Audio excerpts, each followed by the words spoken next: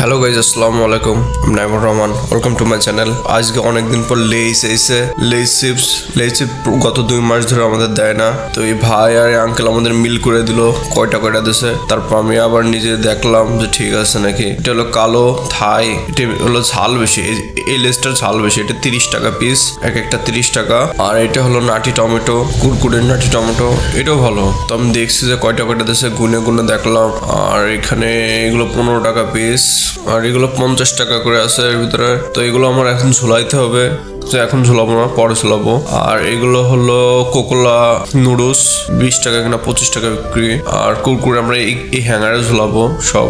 দেখো ফাঁকা হয়ে গেছে। তো এই কুরকুরে আমাদের এখন ওইখানে সাজাইতে হবে, কেটে ওখানে সাজাবো। তো একবারে সাজানোর পরে তোমাদের দেখাচ্ছি। দেখো আমাদের দোকানের অবস্থা, কালকে দেখাইছি একবার, আবার আজকে দেখালাম। তো এখন এখানে আমরা চিপস ঝুলাবো। এই যে ইগল কয়েল আসছে, কয়েলটাও সাজাতে হবে আমার। নসিলা আইছে, নসিলাও রাখতে হবে। এটা হলো চুপাচুপ 20 টাকারটা। আমি ভাবছিলাম চলবে না, কিন্তু ভালোই চলছে। তো আমার দোকান গোছানো কমপ্লিট, এখন বাসায় যাবো।